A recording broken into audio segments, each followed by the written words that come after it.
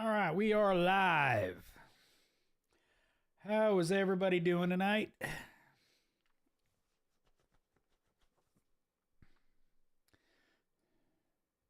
Let some people start getting in the chat.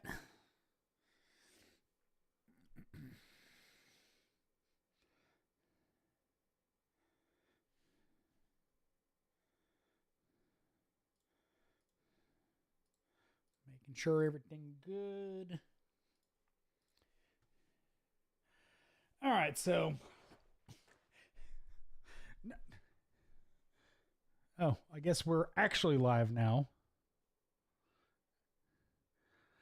So I don't know what just happened, but something happened. Anyway, so while was waiting for the stream to go live, I was on Raymond, what's up? I was on Milton, what's up?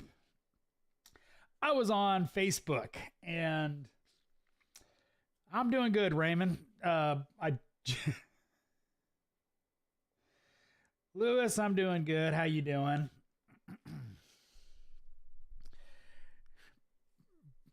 But I watched, and I paused on it because an animal or whatever, and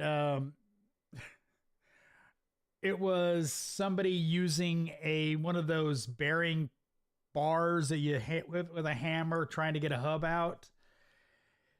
It was the most cringy video of a bolt-in bearing I think I've ever seen. Like, he did everything, and he had to cut it with a torch and never actually got it to twist. And I'm sitting there and I looked at the end result, and he'd messed up the several of the bolt holes on the aluminum strut, aluminum spindle, and did all this damage to it. And it's like, dude, I'm dealt with much worse hubs than that. And didn't have that much problems. Milton, I'm looking for an E46 BMW. What generation is that? Those are actually pretty reliable.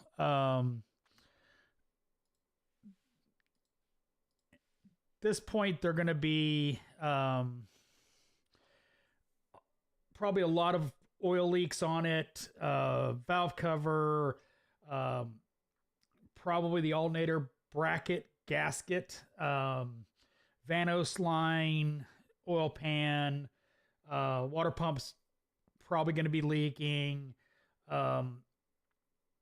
Transmissions are really good. Engine itself is really good, but it's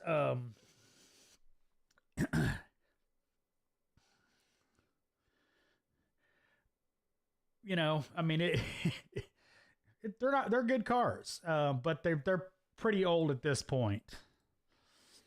Foxbox 923, what multimeter do I use?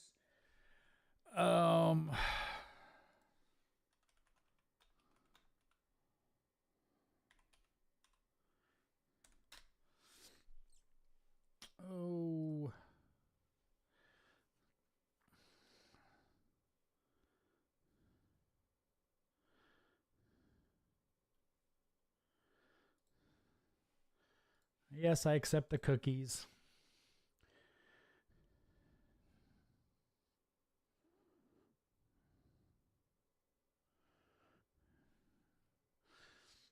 I use a Snap-on advanced multimeter, or is it? I think it's the enhanced. No, it's not the enhanced.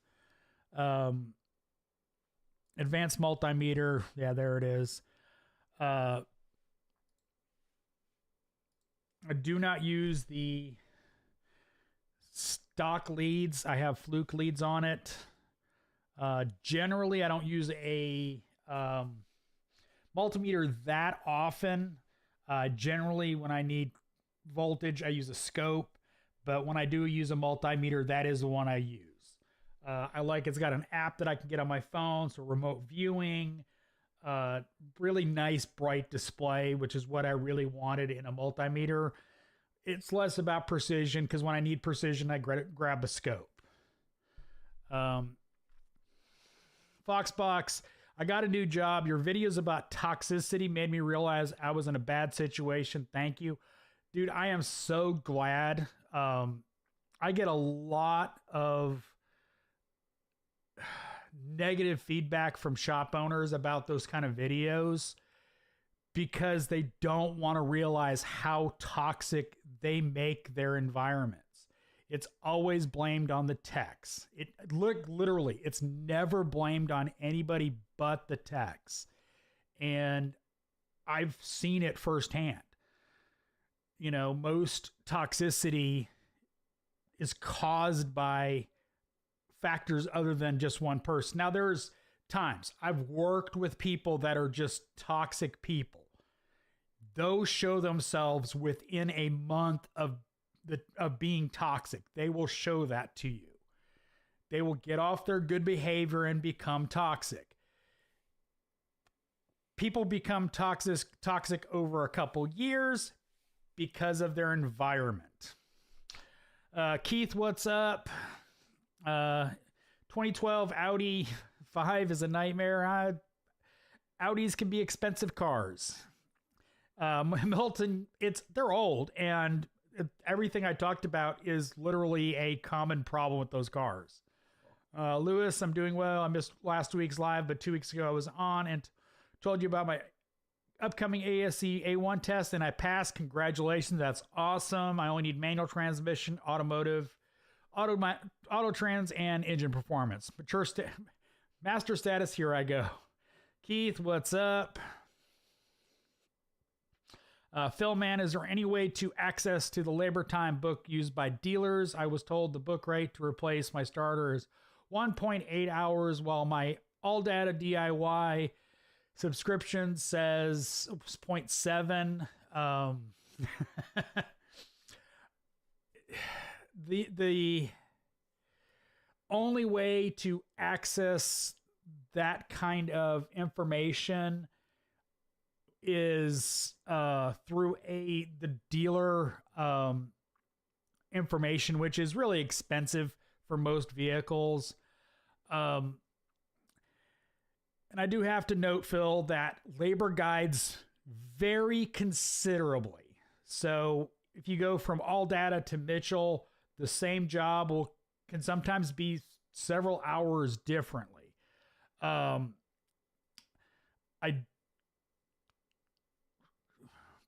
put up, Phil, right in the chat what kind of car you have, because I'm pretty sure very few Honda starters, or very few, let me rephrase that. Depending on the vehicle, if it says 0.7 in labor guide, it's probably not 1.8, but put it what it is. And I'll try to give you a ballpark of what labor time is. Daniel, my 08 Silverado has an issue. The taillight connector won't plug into the socket. The left tailway connector won't plug into the socket. Verify you've got the right plug. I think you were putting in aftermarket taillights. I don't know. Look at the connectors, see if they're right. I don't know other than that.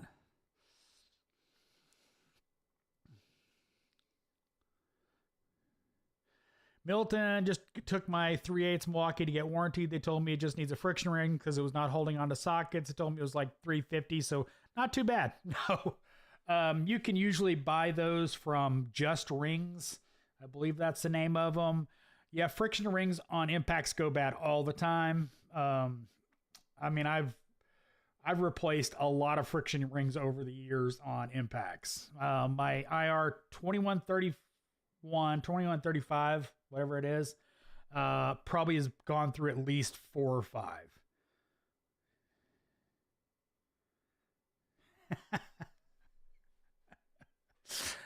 Nick, what's up? Rich, do you have a channel name in your pocket for when you finally take an hourly job. Yeah, it's called retirement.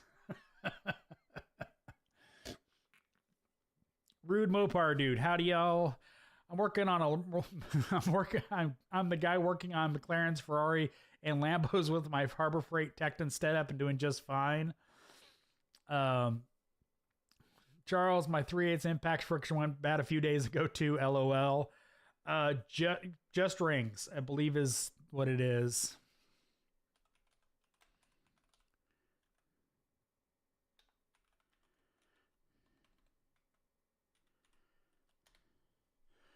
Yeah, just clips. Just clips. They will sell you the clips, and you can just buy them. Make sure they're right for the tool you're buying them for. They're not always universal, and I highly suggest you buy the tool. The tool makes it a lot easier. But justclips.com.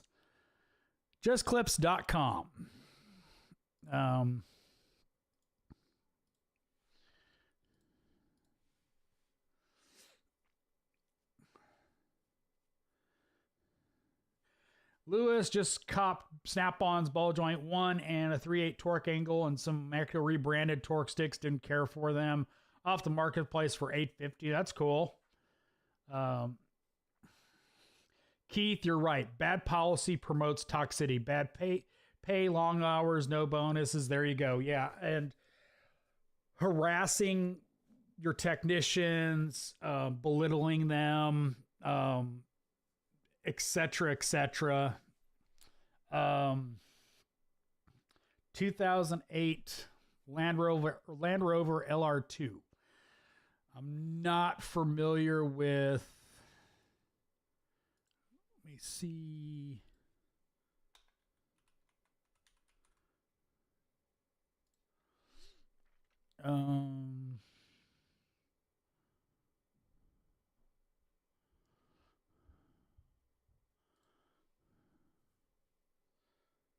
Okay, that audio's off.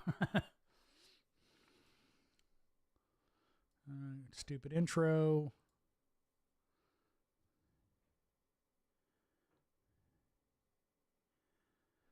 Yep. Yeah. I would charge an hour for that starter. 1.8 looks like I'm not, and don't quote me on this because I've never done it on a Land Rover, so their labor times might be different. But I want to say a Volvo S80 is like an hour. So,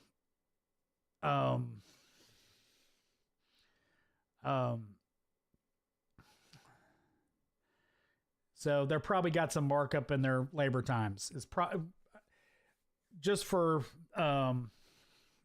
you. Some shops will not only mark up parts, but they will also mark up labor. And one of the crappy parts of that is 9 times out of 10, if they've got a flat rate tech that is working for them, the markup on their labor times does not pass through. It's just price. So, but that seems a little excessive in my opinion for a pretty easy starter.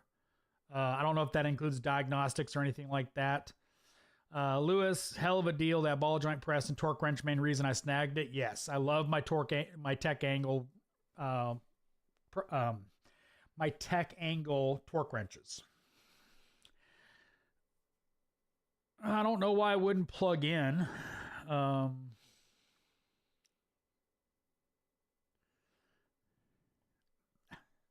I'm not Daniel. I'm not there, so I can't see what you got going on. Rich, most of the time you can replace the O-ring under the friction ring, and it usually works. Taillights junction box. F Bobby, what's going on? How you doing? Raymond, Audi has chain reaction. They have a lot of chain reactions. Fuel pump, then fuel pump module got very hot. Yep. Explain to the tech. Find out why the fuel pumps fail. I will tell you a story. So I had a crank no start come in, and it was a Jeep pre-TIPA module, so it had a relay for the fuel pump. And I go out there and start doing my testing. Well, I do my testing at the fuel pump relay, so I know it's getting all the signals to the fuel pump relay to turn on. Relay's bad. So I have one in stock. I swap it in, crank it up, drive it into the shop. I then do a amperage draw test on the fuel pump, find it excessive. So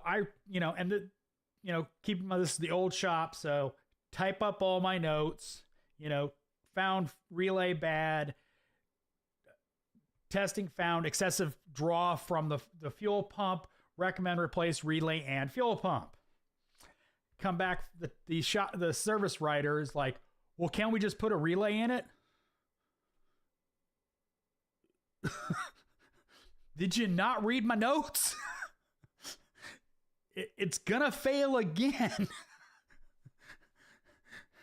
I could put a relay in it, and then it's gonna leave out of here, and 6 hours later it's gonna die or whatever, and they're gonna be yelling at us. So yeah, no. It's like, because I've had that discussion. Oh, a relay, Honda relays, on their air conditioning. And we at the old shop had a policy. They'd come in, relay was bad. We were told no longer to write them up because one customer got pissed because somebody else put a relay in it and it fixed it for a little while. And it's got an excessive draw because the clutch is worn out on the air compressor. And so I started stocking relays, and okay, it's got a, probably having a failed, pump coming up. Here's the quote, put a relay in it, send it on its way. And, they come back. I've had them come back as soon as the same day. Like it would work in the bay, and then, do the test drive, and they'd leave, and on their ride home, it would stop working. So you got to do the testing. Yeah, explain to technician, diagnose further. Milton, I need to buy a new scan tool. Have been getting along with just a little code reader with some live data. I'm thinking about the Xtool D8. What are your thoughts? Xtool is on the Autel software. It has all the things that the Autels have. Excuse me. So it's a good scan tool. I don't know. I haven't had any issues with my tablet on it. My issue with Autel has always been their tablets. I've bought two and had two batteries just completely crap the bed. I haven't had that problem with my Xtool. I've got a auto fix here, so I'm testing that one to see if the battery degrades over time. But it's as far as a scan tool, it's very good. Phil Man, what do you use an oscilloscope instead of a DMM to measure voltage? Looking for a waveform. Phil Man, I use pretty much the only thing I would hook a DMM to would be just looking for 12 volts on a circuit or for a voltage drop. Voltage drop testing is primary use of a DMM because it's easier, put it on the negative battery terminal and the starter, crank it over, or put it on the positive, check for voltage drop, stuff like that. DMM, oscilloscope, fuel pump waveform, relative compression, testing for voltage. I normally use a load. So I either use a test light or a headlight bulb or another type of bulb to put a physical load on it, because if it can't light up a load, it's not going to light up a circuit. So voltage drop across the circuit. But normally for what I'm looking for, oscilloscope is usually more relevant to my testing. Like if I'm testing a solenoid, I'll use a noid light over a DMM, just simply because I put a load on it. Rich, your last video made me think. For the last 15 years, I was a go-to Diag guy, and then for the last 10, been doing gravy front-end work. My drivability skills are outdated. It happens. They niche you, and,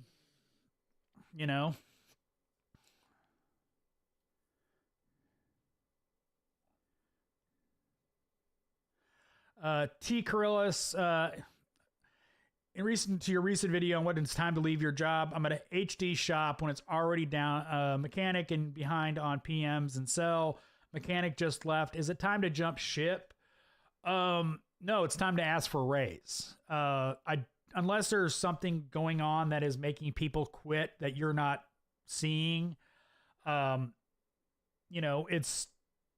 might just be people burning out, people, wife moving, or find out what the reasons are they're moving or changing jobs. I mean, if you're not seeing any reason for them to leave, if you don't have a reason to leave, now would be a really good time to ask for a raise, a big raise.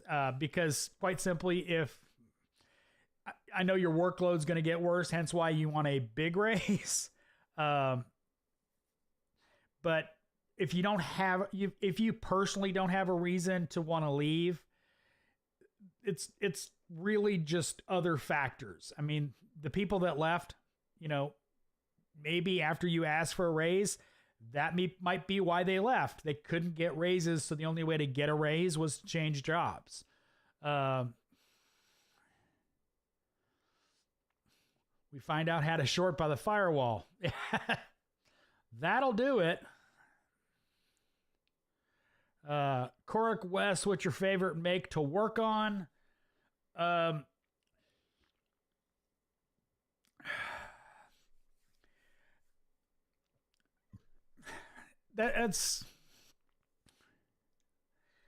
It's kind of funny because, like, Honda V6 timing belts are so easy. I literally probably could do them blindfolded. If somebody else would making sure the timing marks were still lined up. I can knock those out easily in 2 hours. Easily 2 hours. That's not even full bore. That's just going on muscle memory. But it's one of those things that, yeah, it makes good money on flat rate, but it's not that interesting. I'd rather do diagnostics than actually work on a car all day long. I'd rather be pulling in the car, figuring out a check engine light, figuring out a no crank, no start or no start. I love, that kind of stuff, which isn't really dependent on the make or model, other than I don't want to work on Land Rover, Jaguar, because pieces of crap and the customers usually suck. Mercedes-Benz locks you out of so much stuff that even doing diagnostics, you really need the factory scan tool. Other than that, I don't really care. I've issues with certain makes and models like Nissan that don't give you as much service information as they should. Mazda is really bad about that. I've had to look up the equivalent Ford model just to get basic information. So it's probably a better question is, what don't I like to work on? Land Rover, Jaguar, Mercedes-Benz. Milton had a recent flood here in San Diego, so testing for voltage drop due to rust and debris buildup on ground has been a good learning experience for no start. Yes.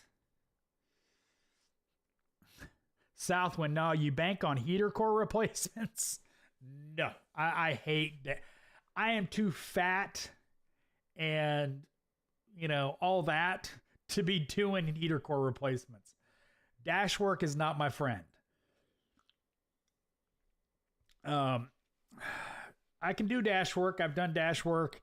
And, you know, as long as, you know, I'm like, I normally take the seats out and just sit on the floor. And hopefully it doesn't have studs for the seats. I hate that. I've sacrificed many a knee pad. I mean, like literally bought a brand new one because mine are all greasy. Stuck it on the studs for a seat so I wouldn't get poked in the back.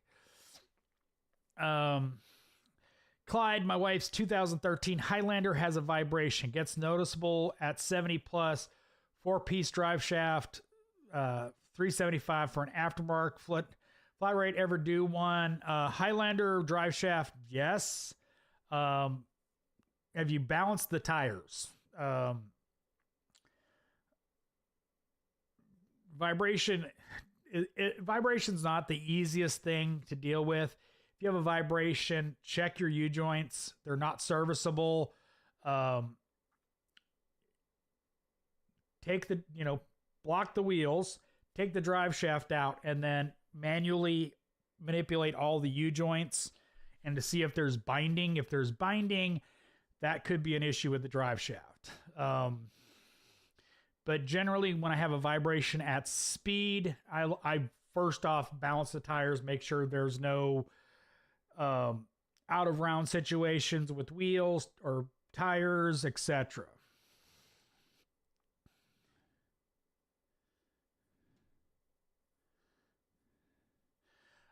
T. Corrales, so the reasons, and I do share is their reasons, is management corporate hasn't replaced any equipment, high mileage makes repairs long, and longer drivers have no training and destroy everything. Well, you know, that's an issue. If that's a continuing problem for you, yeah, time to look for a job, find another place to work. If you're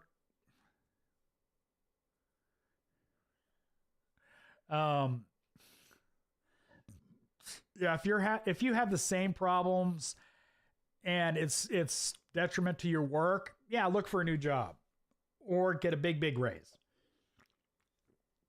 You know, pay versus aggravation. Coric, you're very entering Astro, so you'd rather do a heater core in a Ram instead of working on a on easy peasy Hondas? No, I don't like dash work. No, I like I said, I don't like dash work. I'm not built for it in most situations. I said diagnostics, not doing heater cores. Aspire, what's up? Evan, who did your hair? Looks 5 years younger. Okay, so I will tell you, my wife does my hair. My wife cuts my hair. That's why it takes forever to get my hair cut. So now to give you some context, my mother, who's passed away in 2004, was a hairstylist and instructor for cosmetology.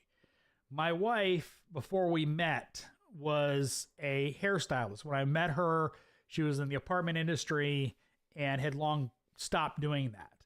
But anyway, so most of my life, my mom cut my hair. And I helped her with some of her coursework, so I was fairly familiar with how to cut hair. Never did it, other than like dogs and stuff.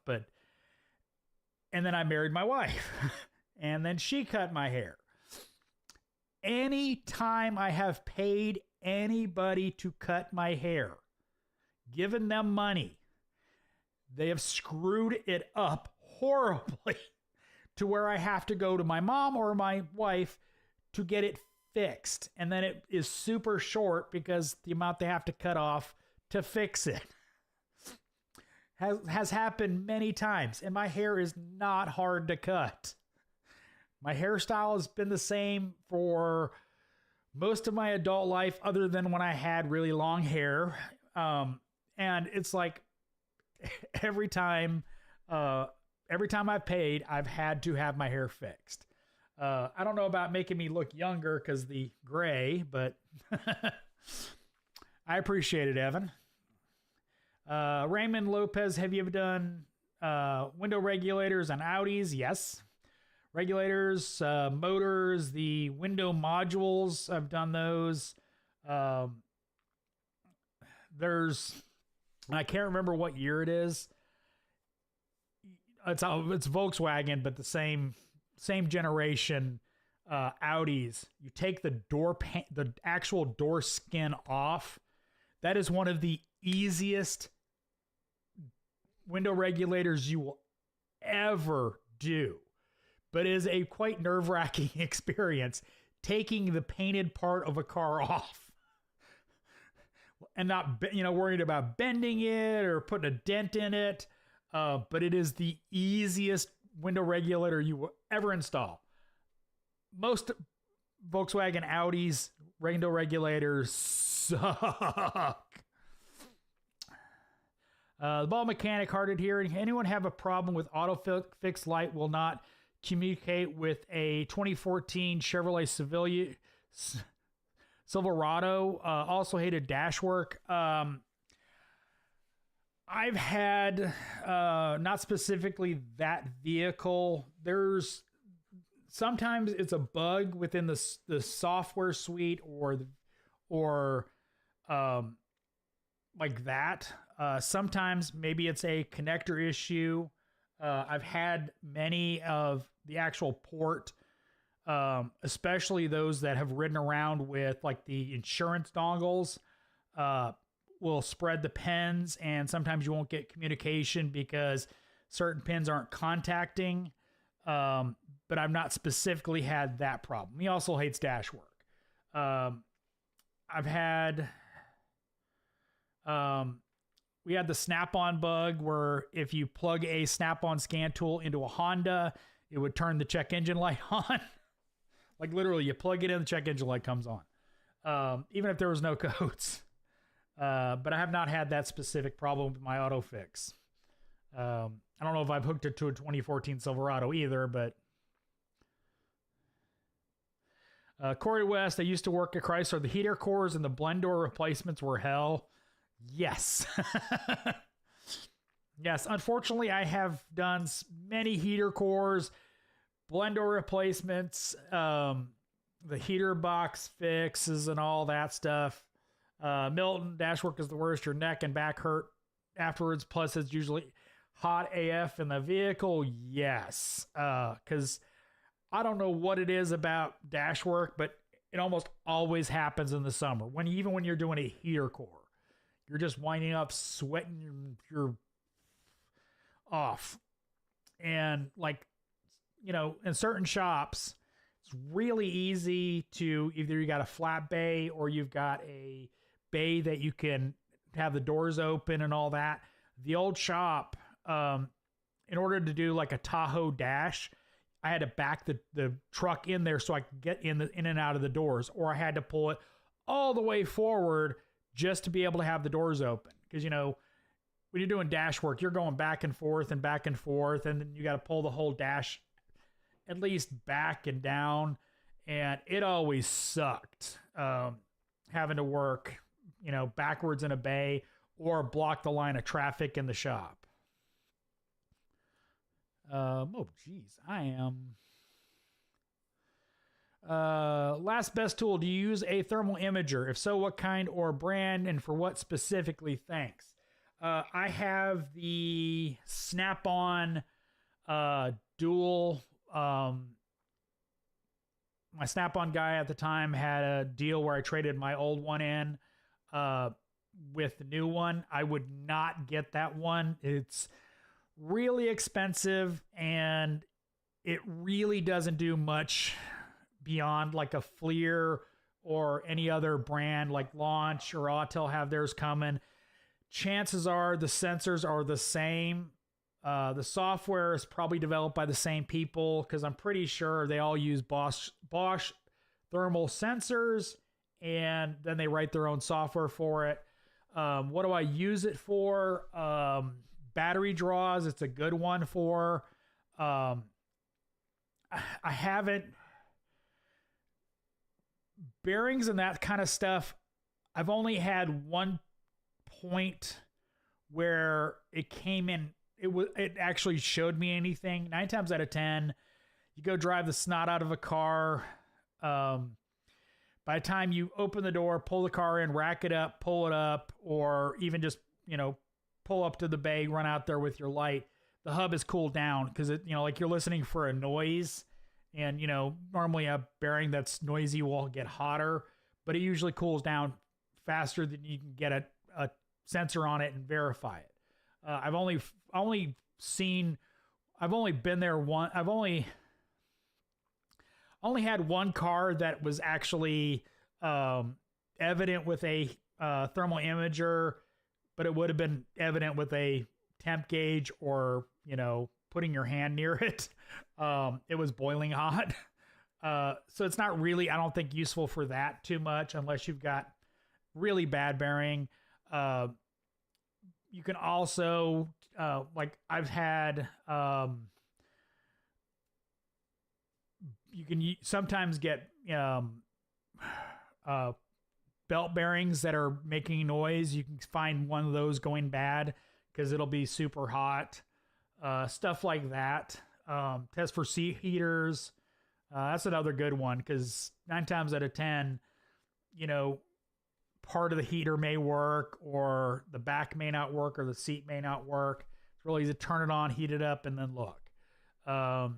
It's mostly I use it for battery draws, and there it's iffy. It has to be something that's accessible, doesn't have a lot of reflectiveness to it.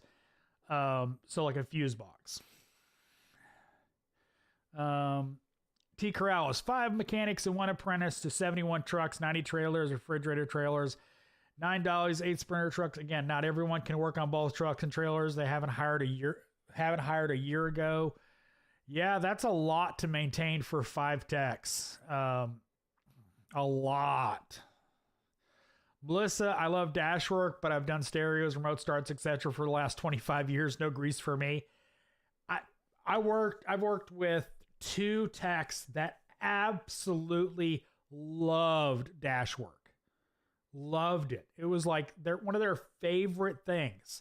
And I'm like, have them. I'm more than happy to give them to you. And every shop needs somebody that's wanting to do that kind of work. So very, very cool, Melissa, that you like that kind of stuff. Aspire, the dozens of back-end things that go into a shop is what I'm having issues with my saving my company on insurance premium by setting a governor on an entire fleet. Yeah, I mean that's it's crappy what the world has come to, because a lot of times they'll set it for stupid speed, and it's just asinine. Speedster, Speedy, you still working on cars? Yes. Yep, I still work on cars. I just don't,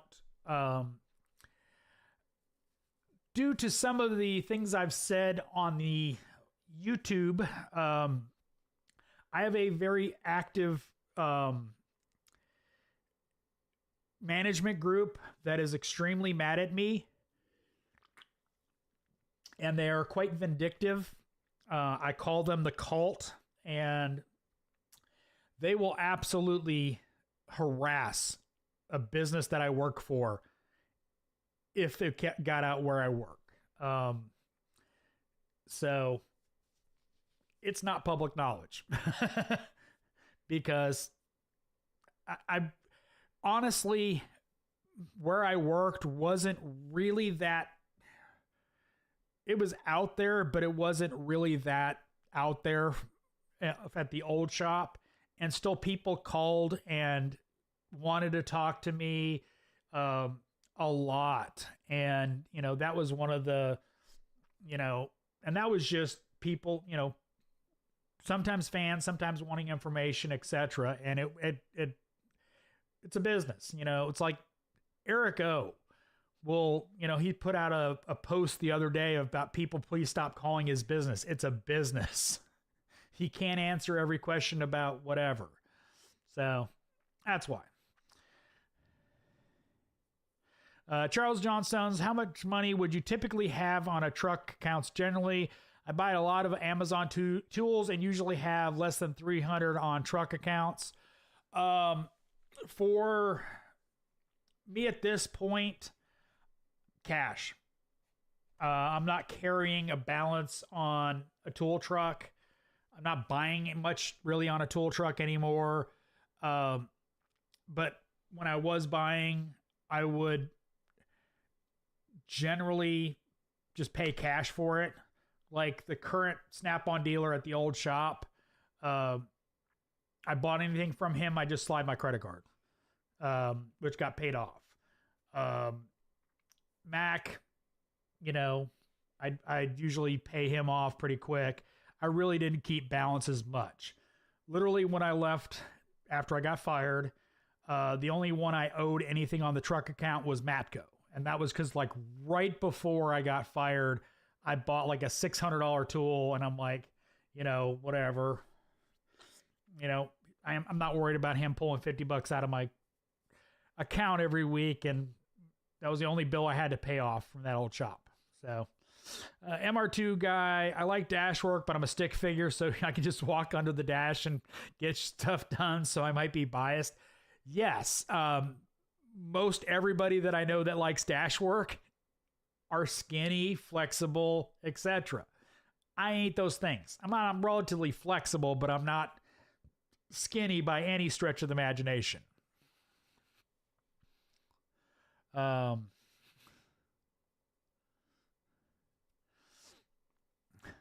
Milton FRM has that playground bully haircut. Well, it's not done. I don't have it.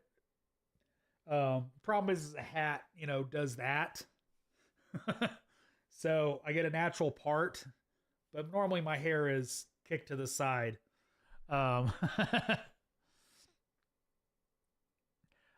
Utah trucker, I just got fired from a Lexus dealership for retaliation for an HR complaint. Contact a employment attorney. If you can document that, it's a worthy lawsuit. And that's actually incredibly common for that kind of stuff to happen. So I would go talk to a employment attorney that's in your state, because it's not legal. They can't do it. And usually there's a guy on YouTube that every now and then comes up in shorts, and he talks about a lot of this kind of stuff. It doesn't mostly apply to our industry, but he talks a lot about HR is not your friend. He did a video talking about don't do an exit interview. It's never, you don't benefit at all from it. People at the company you're leaving don't benefit from it. So seek legal guidance. Rich, every once in a while, I can plug my launch scanner into a truck and the check engine light comes on, no codes, we're moving and it's out. Learn to live with it. I haven't run into that one on my scan tools, on my launches, I should say.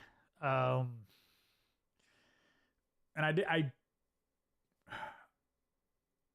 the Snap-on bug only happened, it got updated like really quick after that, and then it didn't do it. Keith, Dashwork used to pay good money in the early 2000s. Depends on what you're working on. Raymond, this week we had Audi issues in our shop. It's Audi's week, LOL. Audis usually make me money, so it's not too bad. Turbo, I want to own Snap-on and Matco tools so bad I wish they weren't so expensive. I don't want Harbor Freight, but that's all I can afford. I got Friday's video is me kind of ranting about Snap-on's pricing.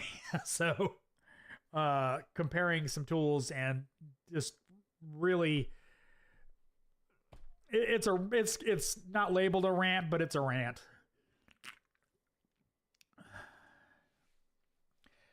Tuber, I'm starting at the Honda dealership. Congratulations.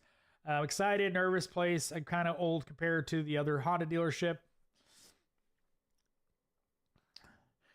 Fu Man Poo, are we not men? We are flat rate.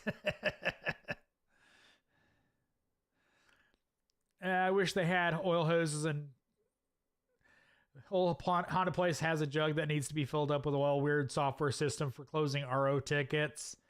Are they still using, what is it? Oh God, ADP or Reynolds and Reynolds? Oof. Weird, old DOS software. I hate that crap.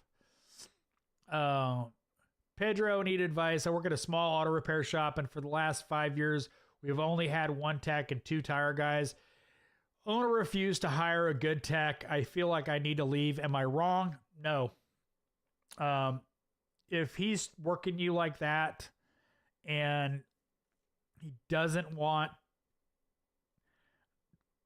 to add on help, you're not going to grow there. And as loyalty doesn't really matter, because I mean, let's be honest, if he decided he didn't want you to work there anymore, he's not keeping you.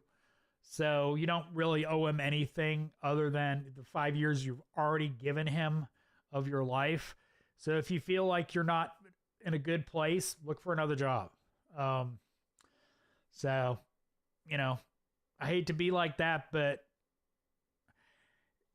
when you've watched as many shop owners just be absolute POSs in various groups, you don't have any sympathy for them. They don't deserve it. Southwind, you be blackballed? No, I'm not blackballed. I would not go work for one of the cult member shops anyway, for various reasons, but I don't want where I'm working to be harassed, because that is stuff they would do. Aspire, school buses should never be in a hurry, set for speed limits. Make sure the Cummins doesn't derate until it hits governor. We have wicked climbs in Oregon. Yeah, school buses for sure. Definitely, should not be doing 80 miles an hour on the highway. But trucks, a lot of times they're set very aggressively, and 9 times out of 10, they're set to the point where on a steep hill in one of those trucks, they may not maintain 40 miles an hour on the highway, because their insurance company wants them set very aggressively.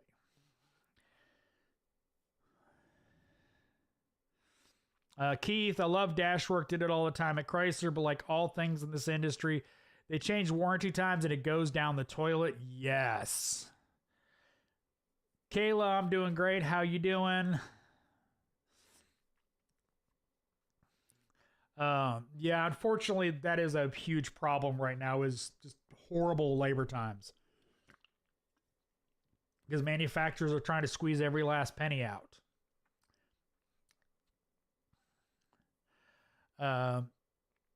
Tuber, I went to this NTB shop out of curiosity for a job position. Unfortunately, they weren't hiring any more people, but I actually liked it. The new guy there is learning a lot of stuff in just 2 weeks. So that's cool. NTB is, I believe, still is part of Mavis now. So not the best company, but hey, if the people there are willing to teach, it might be a good, kind of situation. But, I wouldn't stay there long term for sure. Kayla, how do you like working on bigger trucks? I'm not a fan and prefer cars, small SUVs. I stopped working on anything above like a half ton. I don't usually work on 3/4 ton or 1 tons anymore. They're just especially diesels and stuff like that. It's just go to a specialty shop when I'm not as versed in that kind of stuff. But I don't mind working on Tahoe, Silverados, F-150s, or Rams. It's fine, but I don't, sometimes you got to just climb on the bumper and hang over with your gut getting jabbed by the hood latch, but it is what it is. That's why I have a lot of pads. Knee pads work really good over the hood latch to protect your belly.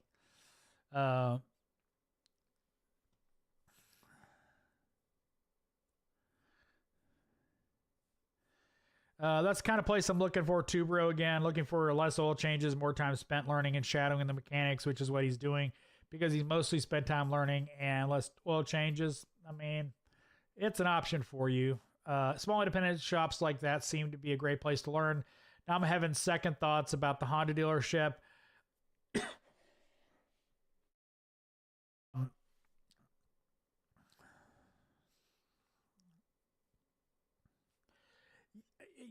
You'll probably at a dealership that if you'll probably get into that stuff really quickly versus an NTB and more complex stuff. So you'll probably learn just as much there as you would at that NTB or whatever. Raymond, my opinion, Snap-on went too far in price. Yeah.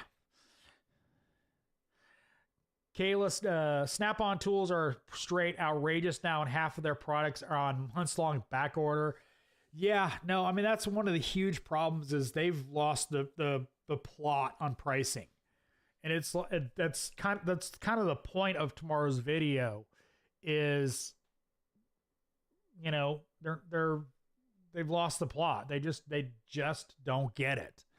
And they have so much competition now that it just doesn't make sense to buy from them in most cases. Charles Johnstone, I just got me a Sun-X half-inch impact swivel set 12 to 24, $146 versus Matco 550 plus. Snap-on impact half-inch swivel is $1,026. Yes, I know. I don't have any sets in half-inch. I just have 17, 18, 19, 21, 22, and 24. But yeah, they're outrageous. Tubro, I'm going to get a second job part-time. I'm going to put myself in debt. I want the Snap-on tools. Don't do that. Don't get in a bunch of debt for tools.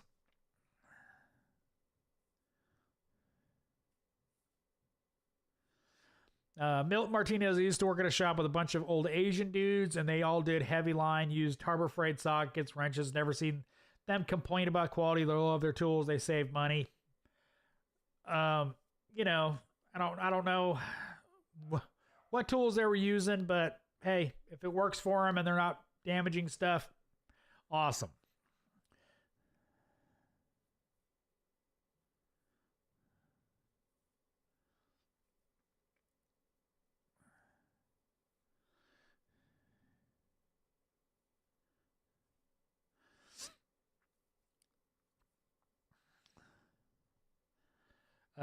Took longer to warranty my Mac ratchets because if he didn't have them, it would be a week until I got a new one. Plus, I didn't have to wait until the guy showed up. Harbor Freight, you can go after work and get the same warranty, same day. I'm lazy, and going somewhere, especially during the week, is really hard for me. So I don't do that. It's like that's why the stuff I break is on a tool truck. The stuff I'm not worried about if it breaks, whatever. Tubro, my ultimate goal is to learn how to work on all makes and models and be really good at diagnosing. You'll get a good foundation at Honda. Once you start getting into their modules, they will teach you a lot of stuff that will apply to every make and model. not just Hondas. A lot of the stuff will apply to everything. Then you'll get into more Honda specific stuff. And then it just really applies to Honda, except the methods that they teach you. If that makes sense. Kayla, LOL, I legit removed the F-150 hood latch so I could lean over to do three valve valve covers. That thing is absurd. It's like a knife, not a latch. Yes, it is.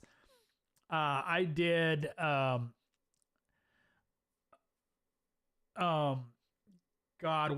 did timing chains on one, and I literally had, with my pad on there, it cut through my pad, was in my gut. I had a dent in my gut for like a week. Cause I think somebody else was using the topside creeper at the time. Aspire, the commercial world of F-250 or Ram 3500 is considered light duty. School buses and bare chassis trucks are medium duty frames. Yeah, I know that. In the automotive world, those are heavy duty trucks. But yeah, no, they're a lot of shops won't take in F-250s anymore because, you know, they're just not worth it unless you do that kind of stuff.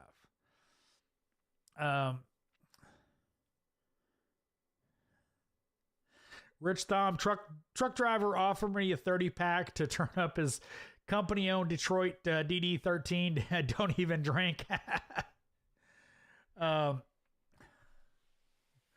My dad was a trucker, and he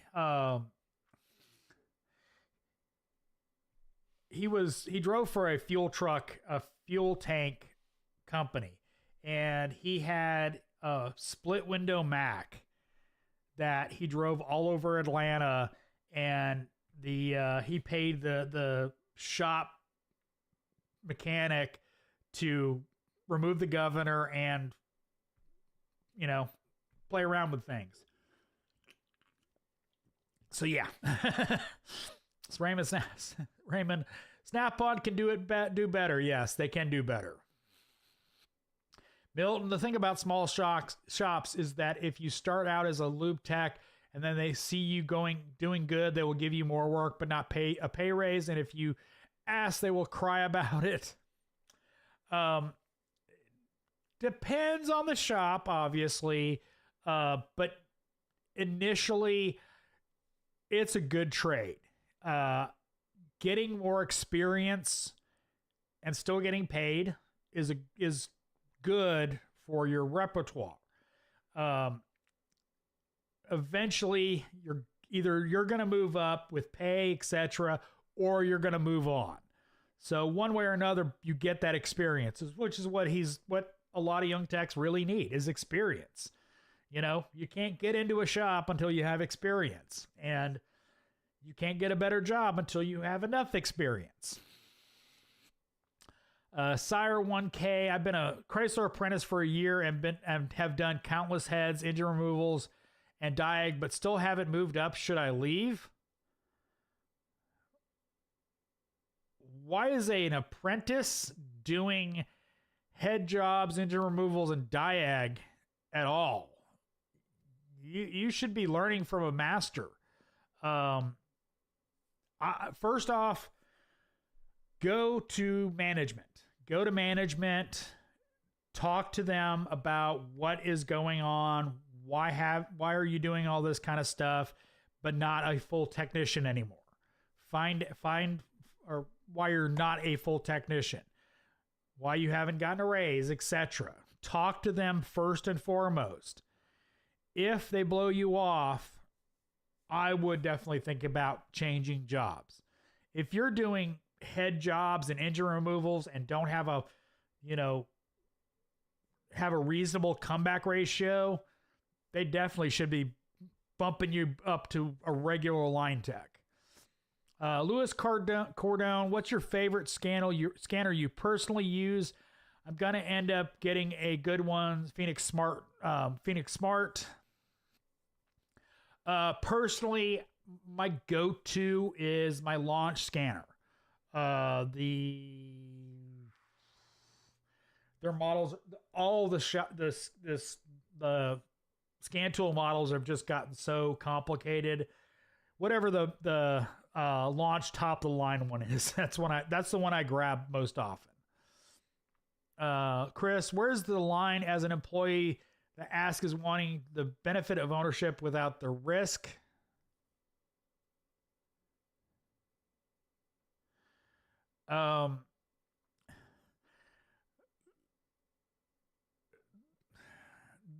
As an employee,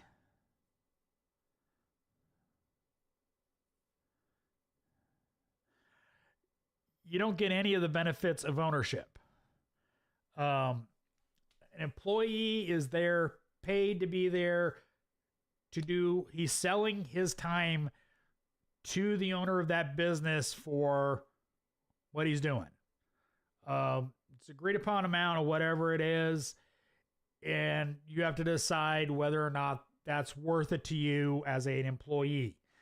You don't get the benefits of ownership. There literally is nothing. You're an employee, so make sure you make as much as you can off of your time, because that's what you're basically selling. Charles Johnstone, I'm so tired after work that I just don't even warranty my Harbor Freight ratchets when they're broke. I throw them in a drawer. Now I buy Cornwall ratchets because they come to me. Yeah. That was my point earlier is, it's not a big deal for, a lot of people. I want to be home with my family, enjoying myself, not driving to a store out of my way, because the Harbor Freights that are near my house are on extremely busy roads that are extremely busy when I'm coming home. So way more time. Atlanta traffic already sucks. And I'll pay the extra and hand it to my Matco dealer.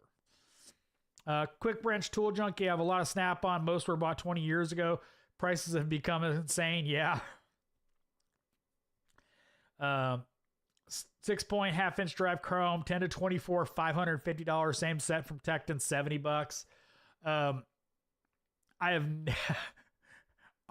To this day still do not have a chrome set of any professional brand. I still use, on the rare occasion I use them, Popular Mechanics chrome sockets.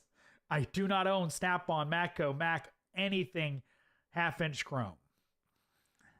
Southwind, got to go mow the yard. Storm's coming. I enjoyed what I hear. I'm glad you enjoyed the stream. Enjoy mowing your yard, hopefully.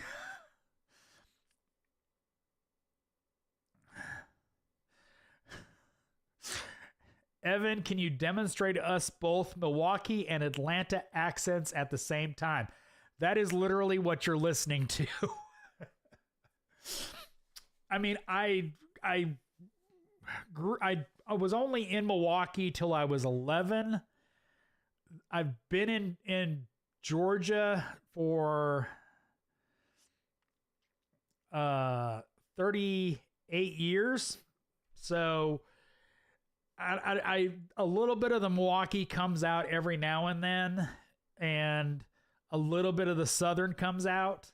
Because living here for as long as I have, I lost most of my Midwest accent years ago. And it's always funny because, like, I'll go, see my uncle who still lives there, or my one cousin who still lives there, and the heavy, oh yeah, Midwest accent, and I'm used to, hey sweetie, you want some sweet tea? And but that's literally what I is. I've got a mix of the Milwaukee Midwest twang and a little Southern, because I've lived in the South a long time.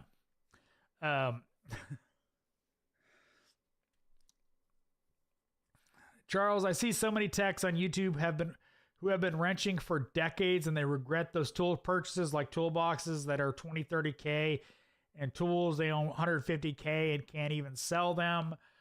Yeah, no, I mean, I don't regret my toolbox purchases. There's certain tools that I absolutely think the best are on the tool trucks. But there's a lot of stuff nowadays that it's just really not worth it to buy that stuff off the tool truck. It's just really not. I know my Matco dealer, if he was in the stream, would be quite unhappy about that. But and innovation really isn't even that much of a thing anymore with the tool trucks anymore. And so, I mean, it's just, yeah, it's really expensive for a lot of techs my age who bought, because remember, 20 years ago, there was the tool trucks and then junk. So it's easy to look back on it and regret it, because you can watch a young kid come in, spend, $2-3 grand on tools and have just as good of quality as you have with Snap-on. About. Keith, UTA trucker, I've seen people get fired and go to labor attorneys and nothing happens until there's some kind of racism, or if you have some recording of misconduct, talking about the guy earlier. It all depends on documentation. You have to have documentation. If they cannot prove a history of whatever they fired him for, like it just all of a sudden cropped up that he was, doing something that they viewed fireable. If they can't prove that he signed write-ups, etc., there is some recourse. It may not be monetary to him, or it might be, nothing real major, but at least it kind of slaps them a little bit. Joe Mama, the one thing money can't buy, experience. Yep.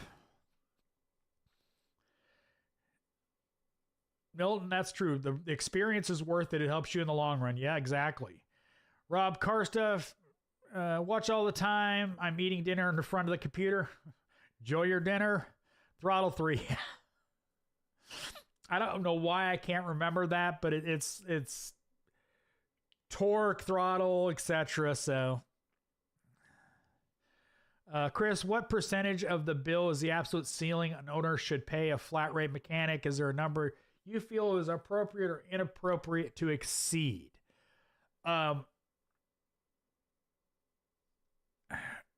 Chris,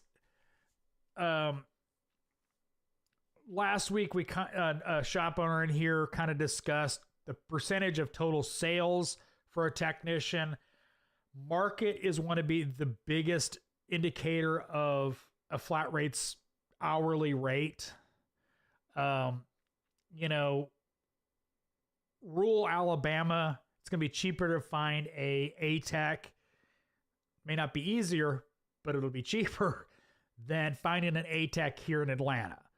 Here in Atlanta, you're not getting an A-Tech for less than $50 an hour. Whereas, other places you may very well be able to find them for $40 an hour. Labor rates obviously vary, but it's really hard to say a blanket statement because so much regionality in that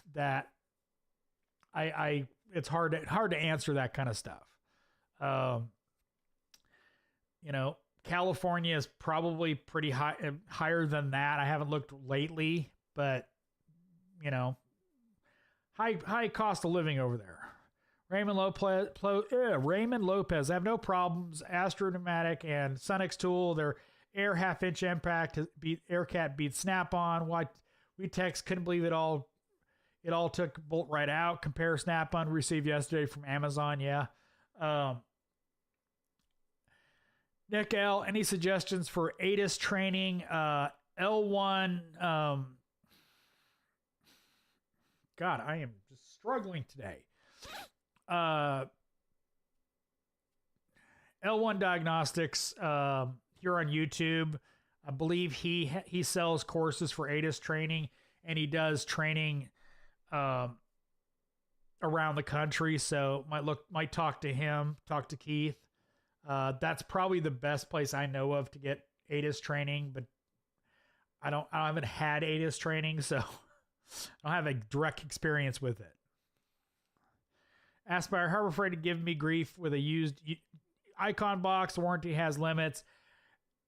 It's like any store-bought thing. They're gonna try to limit you on what they're gonna take and what they're gonna deal with. I don't know what the issue with used icon box is, but you can probably buy like slides and that kind of stuff for it, which aren't usually that expensive. Quick Tool Junkie, LOL, I don't have half-inch chrome either. I just use Impacta. Yeah. That's why the popular mechanics have not been replaced. I don't see the reason to buy half-inch chrome. Country Mile, I have plenty half-inch chrome. Use it more with big equipment, though. Yeah, no, I automotive, I don't. Milton, I bought the full set of Tecton tools when I started out, and they are good mid-range for tools. I use a half-inch chrome twice, and just because my half-inch impact socket shroomed out. You're welcome. L1 Diagnostics. JWC Tech, what's up?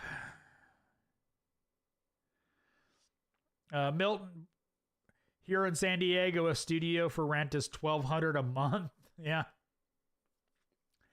Yeah. Oh, I know. Trust me, my wife is in the apartment industry here in Atlanta. And yeah, rent is, is crazy. Brian McFarland, what's up? Chris Dorback, I was just talking about you. Chris Dorback, where are ATEX hanging out looking for work? Still Indeed. Dude, I don't know.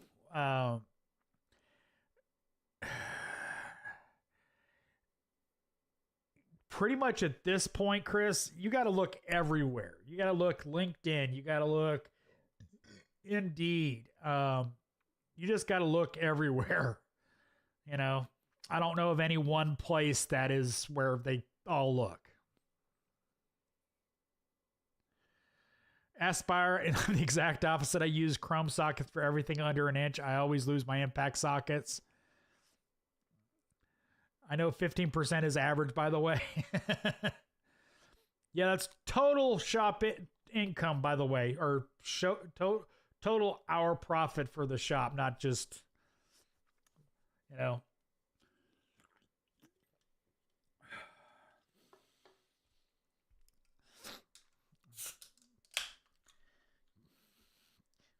do a refill.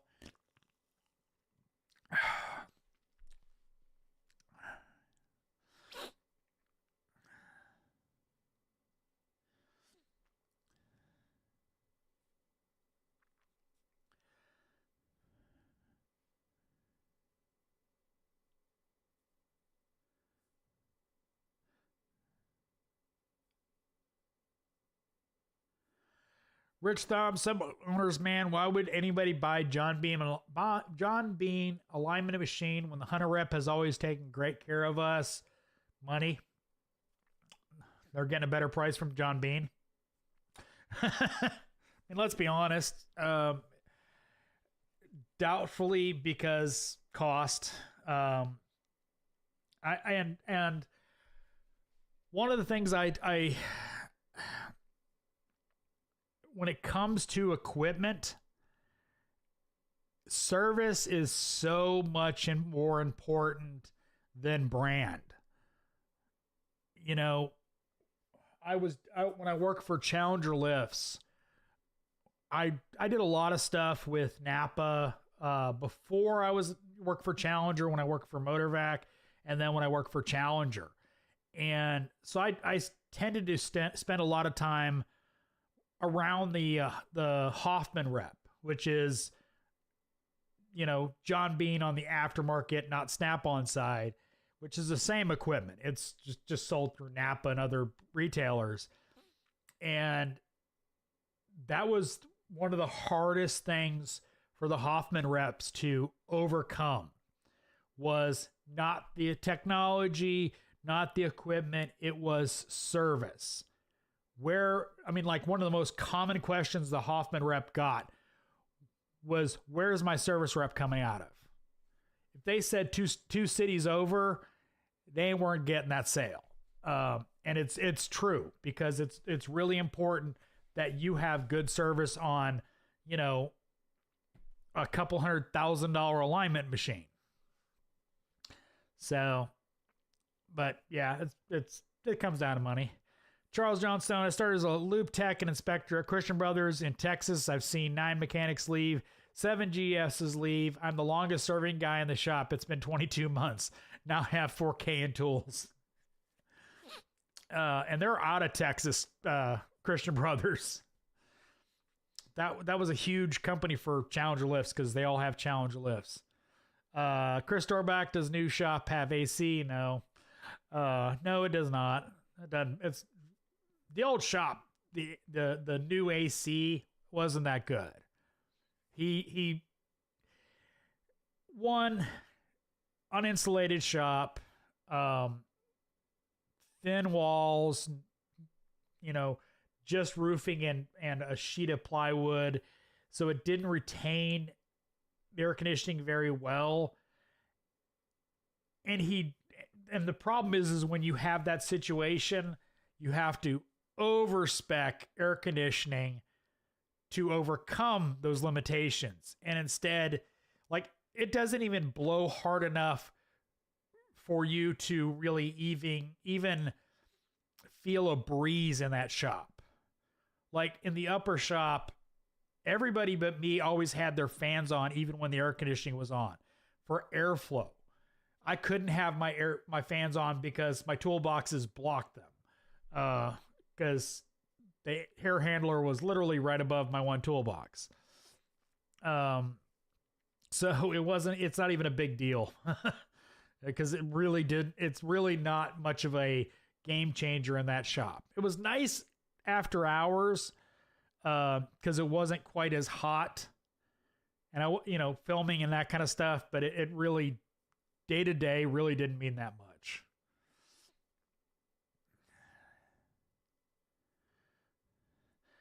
Charles Johnson, I didn't even want to be a mechanic, really, but now all my time is around wrenching. When I was growing up, auto repair wasn't even on my radar.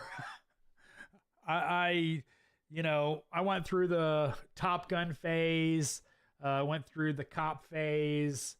Then I realized college is really, really, really expensive, and I didn't have money and couldn't figure out a way how I could make enough money to go to college. So found out I could work on cars. I was good at it. I enjoyed it. How I wound up working on cars and trucks. So yeah.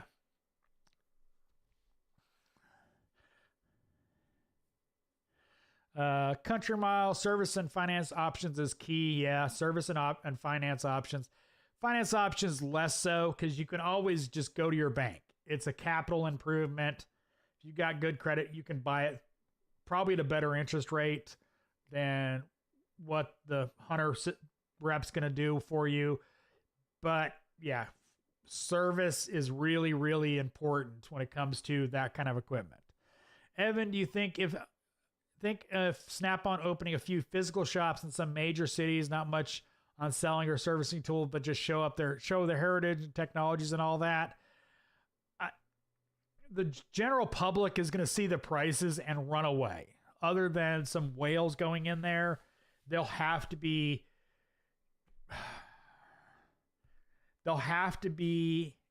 Chinese knockoff quality for the general public to literally buy it. The general public sees, $100 for a ratchet and they're going to walk out. Is it Evan, is it attractive to younger generation DIY people as a tool designer brand? I don't know. I know, younger generations are less into cars. DIY people definitely covet Snap-on tools, but a lot of the DIY people that want Snap-on just go to eBay. I'm sure most of my audience probably knows about this, but a lot of tech students will take their student discount, which is half off in most tools, buy a bunch of tools on that program, and then sell them on Amazon new, or not Amazon, but eBay new at 75% of what, or not, yeah, 75% of retail price, and will sell them off. And they'll make a couple bucks here and there to help pay for school. But the whole point of them buying is to resell it. So there's a lot of brand new tools on eBay that you can still buy. So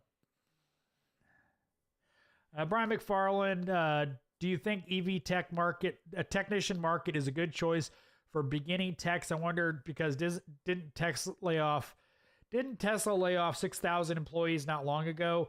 Yes, they just laid off a bunch of employees, but that's at their manufacturing, not in their service centers. EV and hybrid technicians are going to be in massive demand coming soon. So definitely a good direction to go. I'm having a lot of trouble remembering names today. A YouTuber that worked at Chrysler now works for Rivian. To give you an example, he works for Rivian. I'm sure somebody in the chat will remember his name because I'm drawing a blank for some reason today. I guess my brain is just wiped from the day. But Milton Martinez, there's a lot of work here for diesel techs, usually working for bus trolley companies called MTS on rigs coming in from out of state or from Mexico. The United States especially, everything you buy is moved on trucks. Even if it's just coming from the port to your house, it has to go on a truck. So yeah. Charles Johnson, oh my God, automotive is seriously good. No college debt and no car payments is huge, actually. Yeah. That's a lot of the stuff that a lot of people don't talk about is, yeah, if you go to UTI, you can wind up in $40,000, $60,000 in debt. But you go to a smaller community college, you can pay for it relatively easy. Foxbox, what do you think about Cornwell pliers? I only have a handful of them, and one of those is kind of the hose clamp pliers, extended reach. I broke one of them. I'm not even sure I broke it, but anyway, they're okay. I don't have any real problems with them, other than the fact that make sure you have a Cornwell dealer to warranty them, because I don't think they do it a lot online. Northern Grid, on the GM water pumps that need a holder for the gear, Ecotech, would you prefer a full circle one or the half moon type? The full circle one. That's the one I have. The half moon type, if it slips, because there's only 3 bolts holding it, you will have to take the timing cover off and reset the tensioner. It makes a god-awful noise when it just extends out one more notch. Ask me how I know. I put 2 water pumps in one car because I thought the water pump was bad. Because all of a sudden that pump was screaming. And the circle tool is way better because it holds and it's less likely to slip. Yeah, I did a water pump on Ecotech, Charles Johnstone. The circle tool is great. Yes, buy the circle tool. Rich Thom, DIY love the gear. They buy the tool truck jackets, gloves, hats, never buy the hardline tool. Honestly, the rebrand guys do the same. As I'm wearing a Matco shirt, the only I've bought probably a handful of hats and Matco socks is all of the tool truck branded stuff I've ever bought. I've got a lot of Matco stuff because my old Matco dealer did a lot of contests, and anytime he was going out of town for vacation or whatever, if you paid your payment, you got a t-shirt or you got a hat or something. He was really good about that kind of stuff. I had a Snap-on dealer that literally the only way you got any merch was if it came in a bundle. But that's literally all I've ever bought is hats and socks. I don't care about jackets and stuff like that. I've got Matco jackets, but I won them. I wouldn't buy them. Chris, we had a flood of Ecotech's car come in, all major problems. I went out and bought the master tool finally. It's a car crusher, just saying. Yeah. I mean, yeah. Owen, what do you think about Bubble Drizzy? I don't know what the heck that is. ISO, how often do you use a Pico? If I get one, will come with a how-to manual. Never used one, but want to get good at using them. It comes with a basic how-to manual, how to hook stuff up, stuff like that. There is some tutorial stuff in the software itself. And ISO, you can download the software for free. You don't have to own a Picoscope. Go to Picoscope. Go to Pico Automotive, if I believe is the website. You can download the software for free, and you can put it in demo mode, and you'll be able to play with the software. But no, it doesn't really come with a lot of good training on them. Go to Scanner Danner, watch his videos. He's got every bit of scope videos, whether it be Mario or whatever. The difference between like a Snap-on scope and a Pico scope is not going super deep into some of the features of Pico, is simply how the time base is set and zoom in versus zoom out. Snap-on only lets you zoom out. On Pico, you want to take a really tight capture or I'm going to rephrase that. Pico lets you exponentially zoom out so you can get more and more detail, whereas Snap-on only lets you zoom in. So Snap-on, you have to be more precise on setting the time base and voltage, whereas Snap-on, you can set a huge range and capture the signal as long as you're, relatively close to the signal. But yeah, download the software and you can play with it and see how it works and get a little more comfortable with the software. Kayla,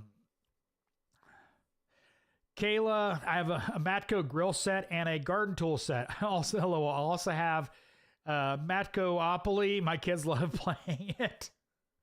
I have the Matco grill set. I won that over...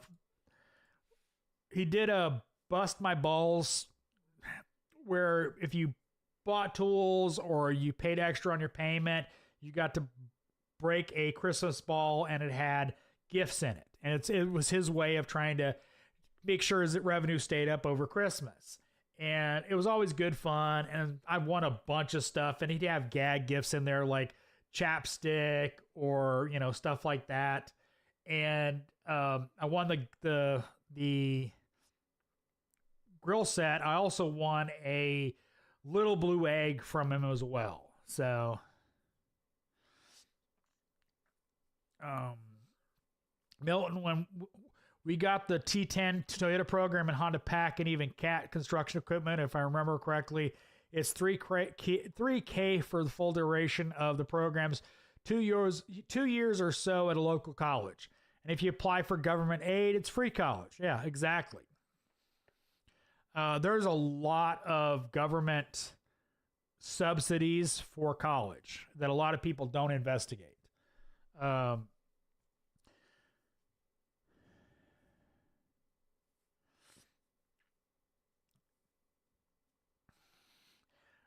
Chris Storback, have you checked out any of Royalty Auto Care's videos on YouTube yet? I forget the brand of scope he uses, but about 10K looks really sick.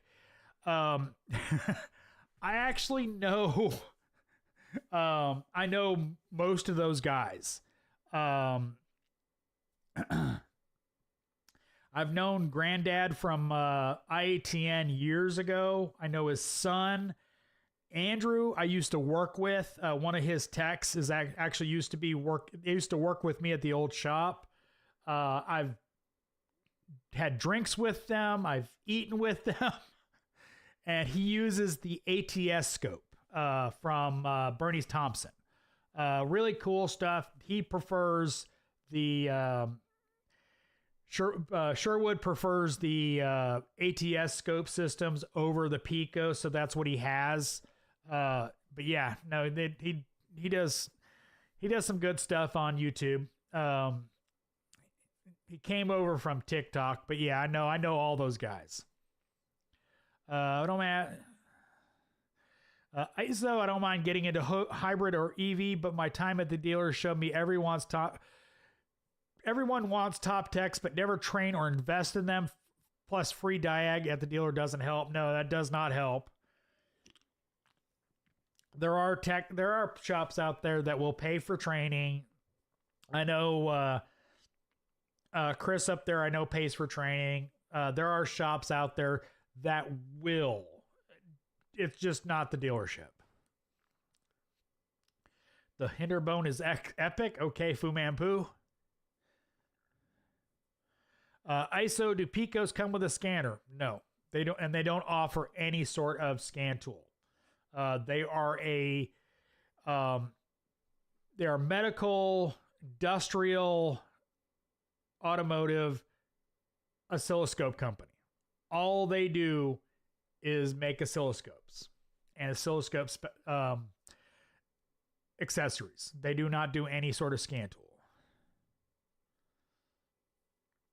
Bobby Allen, what are the biggest differences in the automotive industry from when you first started to what someone could expect starting now? Information is a lot more readily available nowadays than back when I started. When I started, you needed service information. It was a book, like a physical book. Yeah, I'm that old. So much information is available to technicians nowadays, as long as the shop owner is willing to pay for it. And one of the biggest things I see on information is a lack of the ability to find information. A lot of the generation has gotten used to plugging in something on a search engine and getting the result. If they don't get the result they're looking for, they give up. And that's not how it works in Mitchell or ALLDATA at all. Even sometimes Identifix, when it comes to certain codes. You have to know how to search. And that's one of the big things that I've had so many times I've gone over to a tech and he goes, I can't find this information. So I go over there, there it is. It's learning how to search for stuff in like ALLDATA Mitchell. Not all of it's there, don't get me wrong. There's stuff that's just straight up missing. You will never find, whether that's because the manufacturer doesn't publish that information or ALLDATA didn't copy it over or Mitchell didn't copy it over. But that's one of the big things is, like I can't tell you how many times technician couldn't find a pinout for a connector. And I go over there and find it within a couple minutes. But anyway, that's one of the biggest things is information. Rich, I have a friend who used his GI bill to purchase the Snap-on tool set and quit the program after. Dang.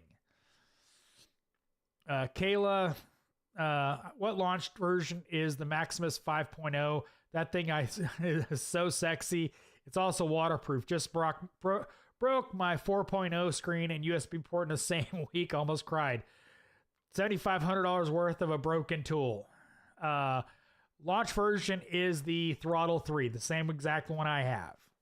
It's just has the Matco GUI on top of the Matco, the Matco GUI on top of Launch's software. So it is the Throttle 3. Aspire had the Vito, the Bluebird, Cummins EV Venture, a single level 3 charger pulls more than a city of 5,000 people. Dang! ISO last week, I asked about fuel pressure kits. You showed them on screen. If you remember, what do you think of ADT brand kits? Are they labeled like Matco's kits?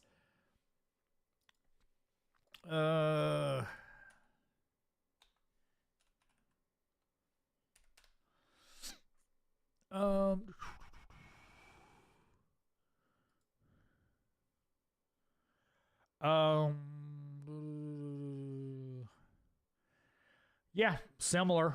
The one I'm looking at is very similar.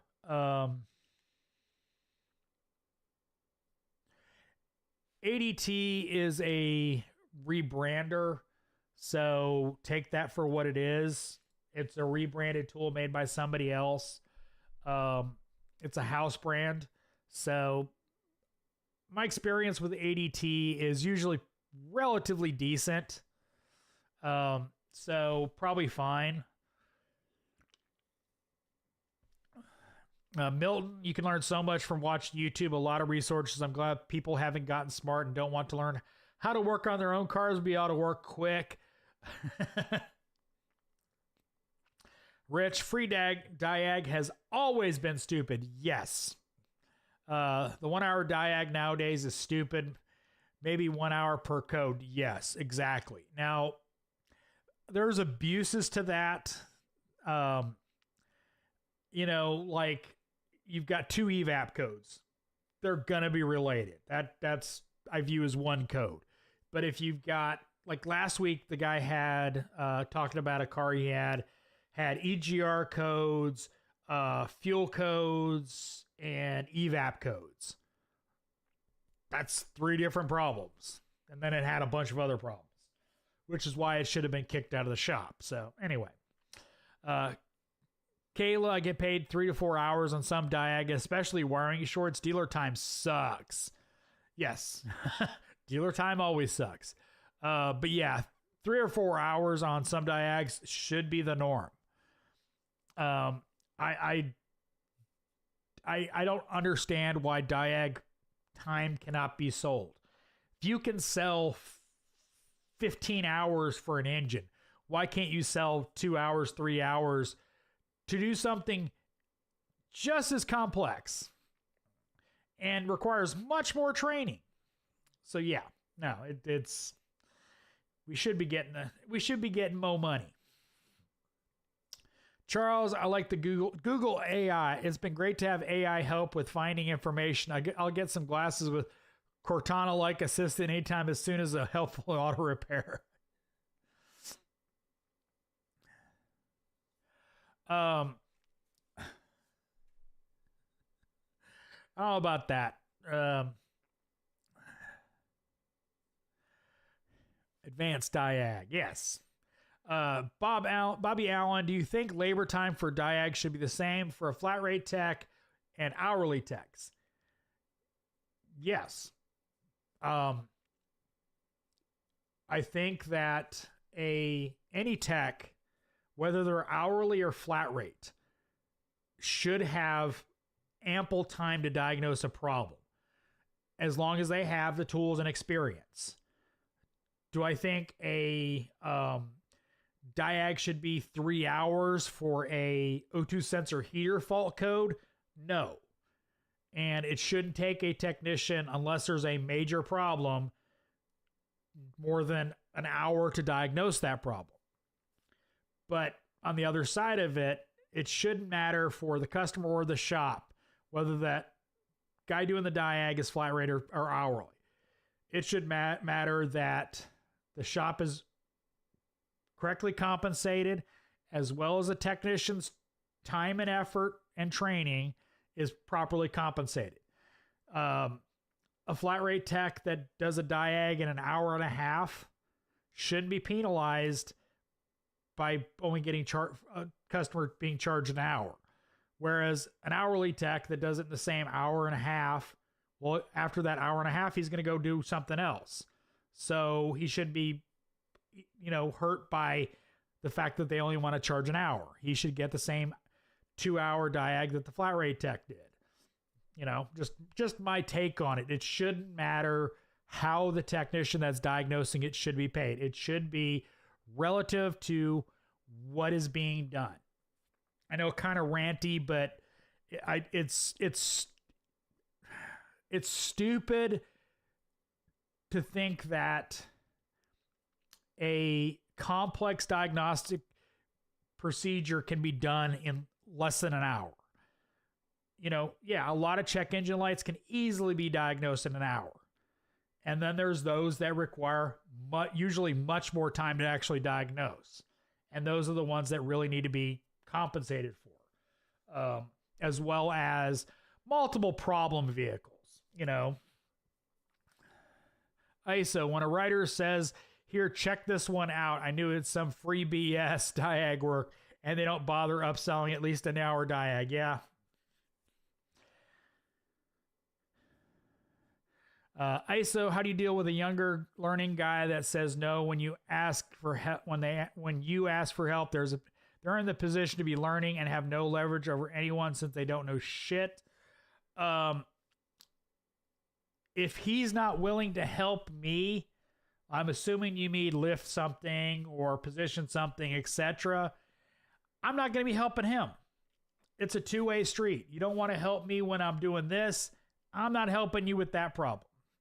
Go away. Cranky old man, toxic, but I have no problem helping anybody in the shop. You need help pushing that car in? Sure, I'll go push the car in. You need help, balancing this fuel tank so you don't break something? Sure, no problem. But on the same side of it, if I need help, I expect it in return. So, yeah, I'd blow them off. Rich, my advice to customers is to fix problems when they come up. Absolutely. A $500 repair bill is much cheaper than a $1,200 compounded issue. Go in for, need coils and plugs or whatever, and then come out needing a cat, coils, plugs, or an engine, etc. Chris, parasitic test after dead cell battery replacement to find some light on after 2 shops and several tows. Even it took me 2 minutes to find it. I charged a full hour for experience. Absolutely, Chris. The old joke about the engine that nobody could fix on a big, huge, boat. The guy goes in there and says it's going to be $20,000. And, he walks in there, listens for a minute, taps a hammer on the engine. All of a sudden it roars to life and it's fixed. And he sends a bill for $20,000. And they go, well, this is ridiculous. He only was there for like 5 minutes, and he sends the bill and it's like, tapping hammer, $2. Knowing where to use the hammer, $19,000 and change or whatever. It's true. It's experience. I've seen guys struggle for hours trying to diagnose a vehicle that I wasn't aware they're having a problem with. And I've gone over there and diagnosed it in mere minutes, that they've spent hours diagnosing. Just because they were doing something, you know, not that they were incompetent, but they passed up some basic steps, like using a multimeter on a fuse. And use a test light on a fuse. It doesn't light up. You pull it, find it's mostly blown, but will carry enough 12 volts to actually tell you it's got 12 volts. Put any load on it, it can't carry it. Stuff like that. All right. Probably too friendly. Tippy River says, probably. Junior Neff, some things here in West Tennessee. I still work on cars from the 80s. I have to go back to my rack of books because Mitchell still has nothing on those cars. You can actually put a request into Mitchell for classic service information. You have to be very specific about what vehicle you're working on and what information you need, but they do have it. It's horrible, but if you don't have a book on a car, they can send you that information. They do have it archived. It just is not very clear, because I think it's copied over from microfiche or whatever the heck you call that stuff. Southwind pass on intermittent issues and shorts through firewalls or crusty ground.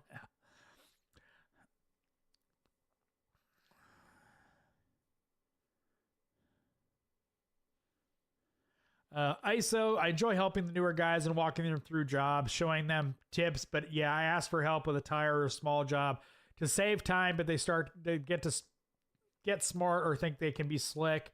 Yeah, then you don't help them, you know. And always when they ask for something, you have to add a lot of sarcasm. Oh, remember when I asked you for that help with that? Yeah.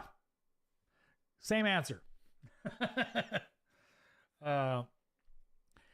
Quick wrench tool junkie, I always help. It's part of my pay on top of what I make, and flag hours. I'm responsible to help and train the younger guys. Yeah, I got no problem helping younger guys, whether I'm paid or not. But if they're not,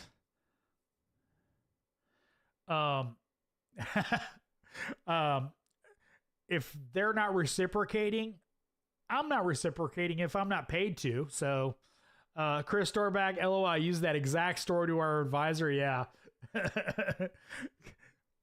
I mean, it's true. If you know where to look, it's you know, a hard job for everybody else becomes really easy if you have experience. Aspire, I've had shops not want to do any work on school buses. Some businesses insurance don't cover it. The school bus life, I guess, no idea how the schoolies do it. I don't either. Sarah, Canadian Diesel, what's the word on the street? I don't know. I'm not on the street. I'm in my house. But what's up?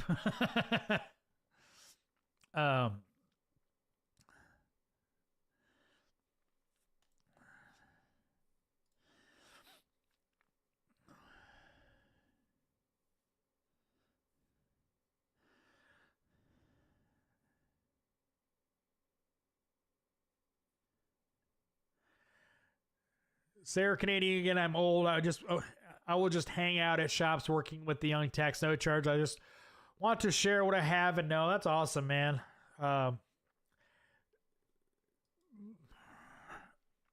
Most techs that I came up with were not like that, which is part of the reason why I am how I am. Obviously, my personality already dictated that, but I did not have a lot of help. And then all of a sudden I was the guy for most shops I worked at. So I kind of had to be helpful. But yeah, that's cool that you do that. Rich, I still keep 1969 Chilton and a 78 motor truck manual. Use them all the time for engine specs, exploited views on my hot rods.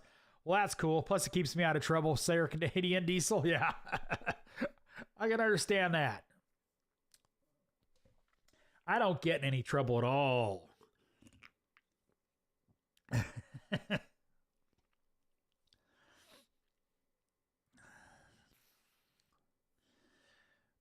Oh, What other questions we got?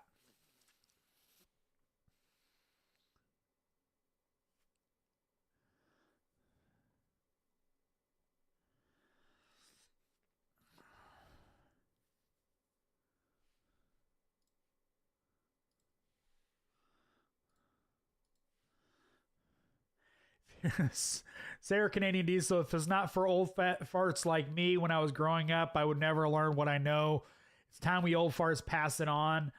Yeah, like I said, I didn't have that, but yes, definitely us old farts got to pass it on. You know, it's just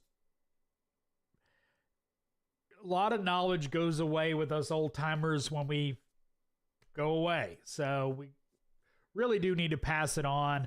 Not, you know, that's the whole reason I started this channel was to help pass some of the stuff I've learned on along the way. Canadian asks, ball joint press, what do you think the best is? The snap-on ball joint press or the OTC kind of copy with the snap-on adapters? They're both really expensive. Probably put the edge a little bit to the snap-on just because their base kit has more stuff in it and it does more broader line. But that's the one those two would be the ones I recommend. ISO, what's the best way to get proficient at network diags and the stuff like that? I want to get good, but I'm not sure how much pay I can leverage and still have bills to pay. LOL. Take Bernie Thompson's class. Probably one of the best ways to get that is take Bernie Thompson's network diag class. It's a lot of information, but you have to think of one of the things you have to do every time you do network diagnostics is look at a network map of how it is actually set up. Look at the wiring diagram, look where the resistors are, and once you do that kind of stuff, it will help you kind of visualize how the system is set up. Obviously, you need to know different network types, and Bernie Thompson's class teaches a lot of that kind of stuff. He talks a lot about overlays and that kind of stuff as well, which I don't like, but understandable for him. But that's probably one of the best networking classes I've ever taken was from Bernie Thompson. Bobby Allen, do you think you will keep your box and tools when you decide to retire? Know a few techs retiring in the next year or two, and most of them are selling them back. I'll probably keep it. You know,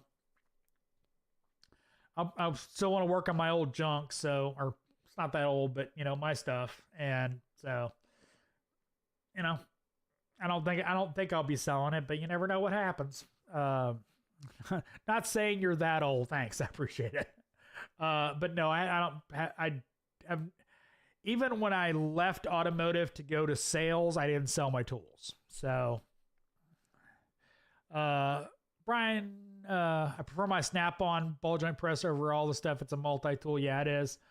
Brian McFarland, any tools that you have that are not made anymore and should be made again?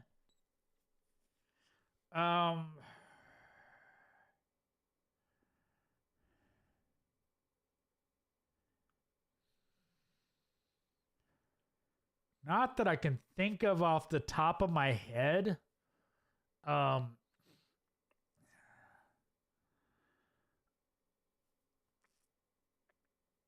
mean, there's no, not really.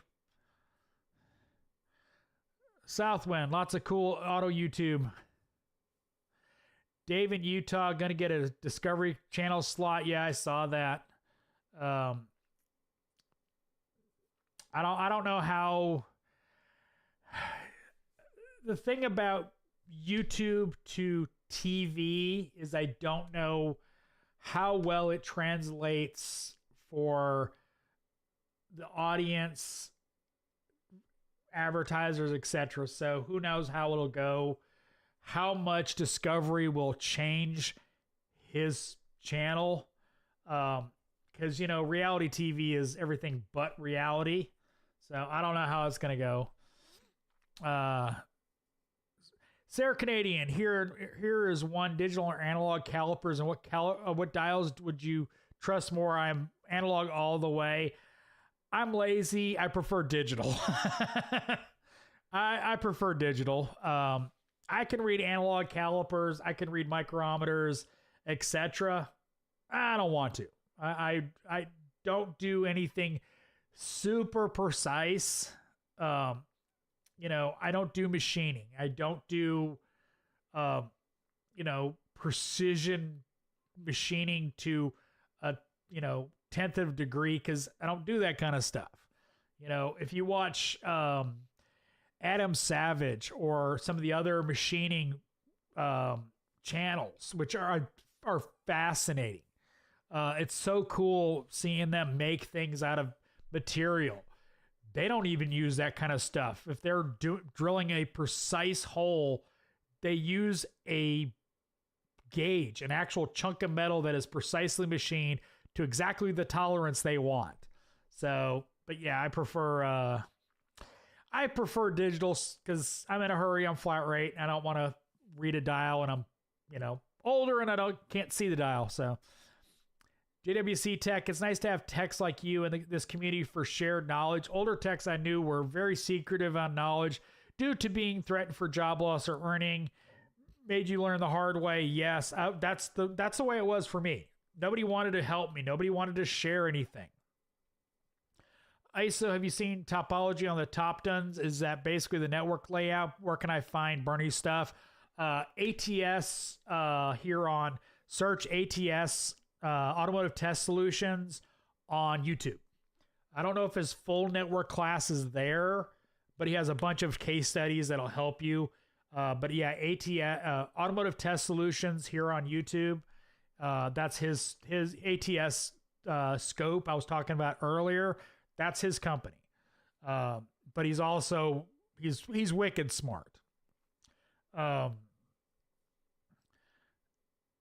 Yes, I've seen the topology. That will not be as accurate as a wiring diagram.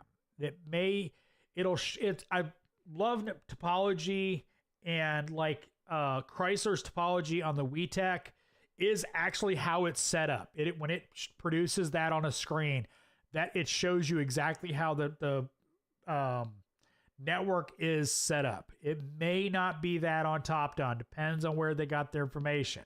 So don't take that as gospel on a scan tool like that. You want to go to a wiring diagram, because like I worked on a Colorado and had huge network problems, and it didn't show me that particular Colorado has a terminating resistor by the rear bumper.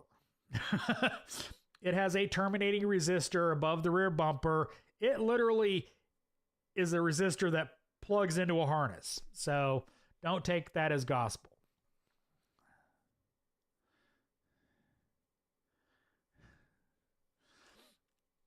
Rich Thumb, my dad keeps all his tools when he retired. He accepts several grandkids with tools out of them. I mean, giving away tools is not something something I have done before. So maybe some deserving kids will get some new tools. There was Sarah Canadian Diesel. There was a documentary on Discovery about me. It was a Bigfoot one. LOL.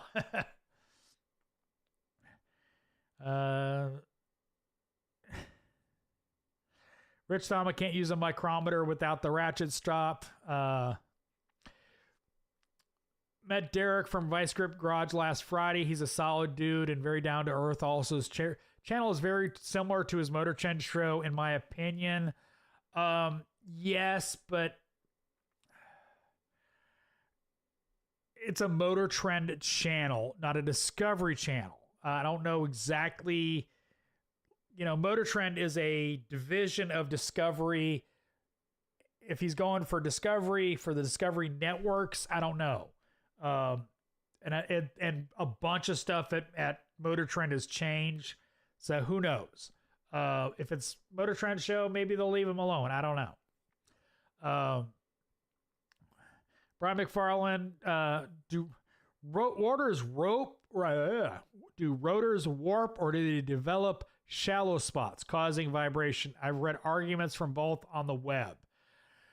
Okay, first off, yes, rotors can physically warp, usually from either debris under the hub or over torquing lug nuts. Generally, most rotor warping is actually a excessive buildup of brake pad material on the rotor. So literally, you know, anytime you push your brakes in, it'll transfer material to the rotor, friction. Usually what will happen is, especially if they're hauling butt, slam on the brakes, get the brakes really hot, and then sit in the same spot with their brakes on, it'll melt a little bit more material there. And if that happens repeatedly, you'll get vibration. It actually is not from shallow spots. It's more from a buildup of material on certain parts of the rotor. That makes sense. I don't know. I may not have described that at all or very well. Quick Wrench Tool Junkie, have you seen any of the 3.6, 2.8, 3.6 2018 and up with variable valve timing tearing up the right cam? I have quite the collection of damaged cams, like dozen or so of the right intake and one left intake. Yes. Yes, I have done several. The variable valve intake didn't fix it. So yeah, no, I've done a bunch of them, and the cam tools are different from the old ones. So just something to be aware of. If anybody in the audience has been doing the 2017 and older, the 2018 and up, use a different tool set. So you can't, they don't go back. ISO, so topology is basically the can lines. My top-down shanter shows it, but I don't know, it might not be accurate. I knew they were wiring diagrams. Yes, it shows the networks each module is on. So it'll separate out if it's on a CAN network versus a LIN network versus, you know, whatever other networks in the vehicle. You know, so yeah, it'll separate it out.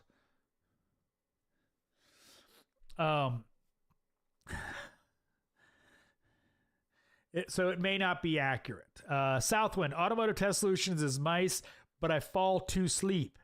Miller Lite didn't help the situation. Okay, so I will tell you a nice little story about me, Eric O from South Main Auto, and Pine Hollow Ivan. We are sitting at TST 2019. I'm sitting next to Ivan, who is wicked smart, by the way, and Eric O. I was this close to getting a picture of them both asleep. This close to getting them both asleep, passed out in Bernie's class. And the whole reason Ivan came to that class, to that event, was to go to Bernie's class. It was extremely, extremely nerdy CAN network bits and bytes part of the class. And I was also falling asleep. Don't think I'm I was also falling asleep. But unfortunately, somebody decided to get up and hit Eric O in the knee, and I missed the shot, and they both woke up. And unfortunately, I didn't get the shot, but it would have been hilarious if I got that picture. Maybe watch his videos at twice to double speed until it comes to the interesting parts, because the second half of his class was absolutely freaking awesome. But yeah, I agree. All three of us almost fell asleep. I had to get up. I literally got up, went to my hotel room, got a cigar, smoked a cigar, went to lunch, came back and watched the rest of the class. Junior Neff, in the welding shop after high school, all my co-workers would help me after 20 years. Went to Nashville Auto School, burned out on welding. First job in a shop, I needed a hand. Nope. I went independent. Yeah, no, it happens. You're welcome, Nick L. I don't know what I did. JWC Tech, I do feel what you're saying, though. Disney's wokeness could ruin his channel very easily. It's not just wokeness, it's also Rust Belt. Yeah, that's who I was thinking of. I could see his face. I just could not remember his name. Not just wokeness, but trying to make it dramatic, you know, if we don't get this car out right now, we're going to lose the shop, kind of thing. So we'll see.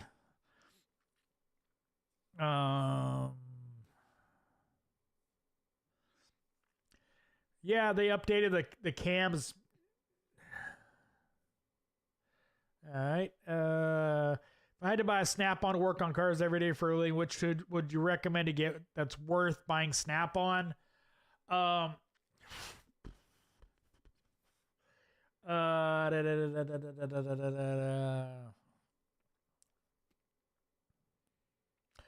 Their pliers are really good. The pipe wrenches from Baco are really good. That's a company they own.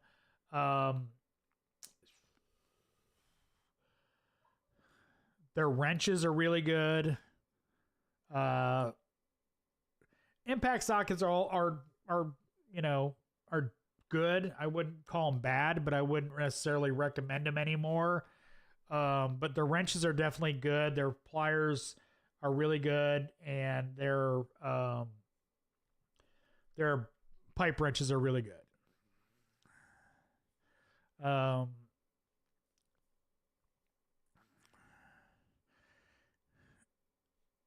Gary Bowman ran into trouble today with cam timing on a BMW E46. Autel and Snappy didn't show cam timing values and versus desired. Do you know if the topped-on will or which scan tool I should be looking at for BMW Mini and Euros? I do not believe any of them, including the OEM tool, show cam timing.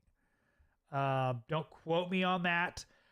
The best tool for BMW and Mini is going to be get yourself an ICOM, a laptop which will support it, and get the subscription. It's the best deal for BMW's Minis. Guided test plans. It'll give you some really good information. You get full service information. You get full wiring diagrams. It's all built into the tool. A lot better for working on BMWs than Top Done, Autel, Snap-on, etc. The rest of the Euros, not counting Volkswagen, Audi, pretty much Autel for sure copies. I'm really having trouble today. Vadcom, it's a straight copy. I talked to the owner of Vadcom. He knows Autel copies their software. So you're fine on that.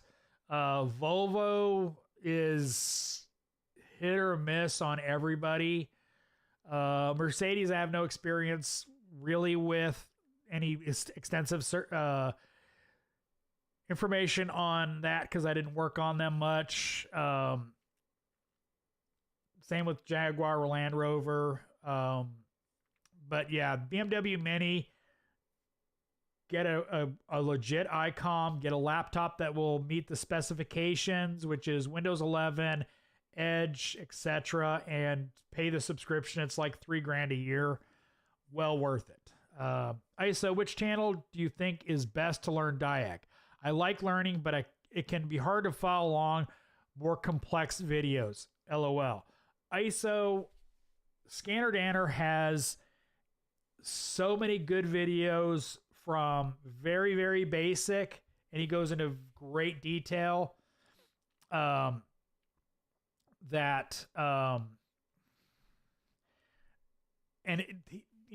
I think he does a really good job of explaining the details and nuances, explaining pull up solenoid, pull down solenoid, etc., etc. So I think he's a really good channel for learning basic diag. And then he has more advanced stuff. Just go into his channel and then search all of his videos and find stuff you're interested in. And I'm telling you, you will find stuff that will help you. Southwind, Motor City Mechanic is awesome. Yes, he is. He's a friend of mine. Maybe 6 months ago I had dinner with him. Yeah, no, he's a cool dude. So yeah, no, Motor City Mechanic. He's an awesome dude. Southwind, which brand slide hammer you like? Considering they're okay, there's two options. Basic slide hammer, just go get the gear wrench. OTC doesn't make theirs anymore. It's China. Matco doesn't make theirs. Pretty much everybody just buys it from China. So just buy a gear wrench. If you want the Mac Daddy one, go to Mueller Kips. They have the best one.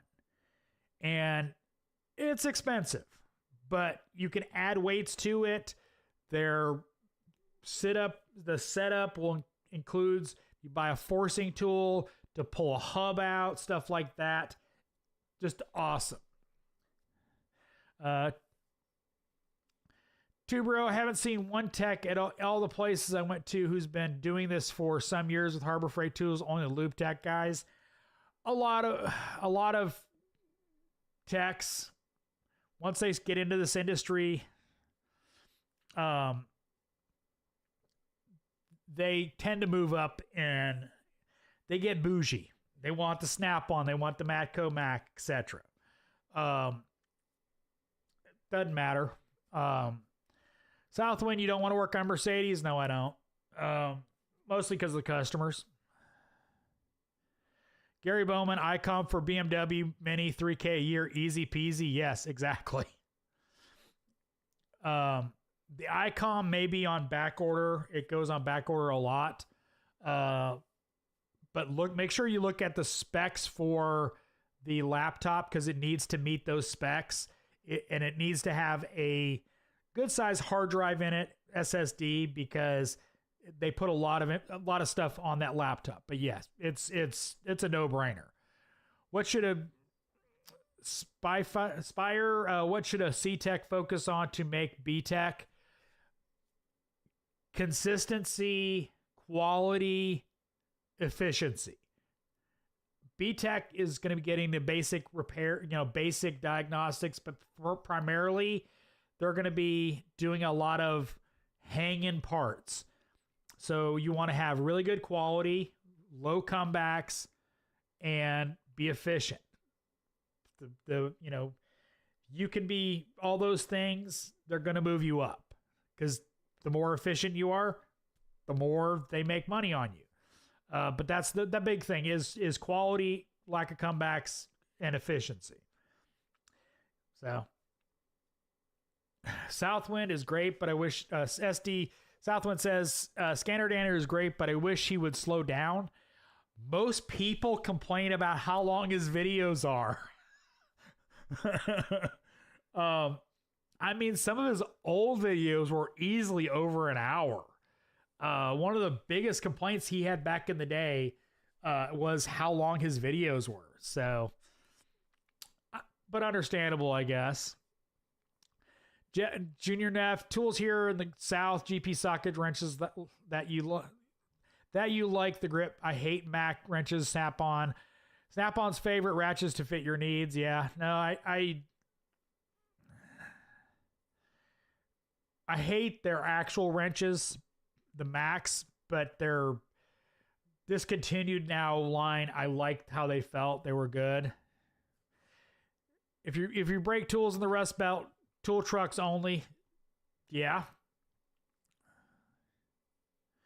Bobby Allen, regardless of the Snap-on price, at least the tool you're buying probably won't suck. That's questionable. But anyway.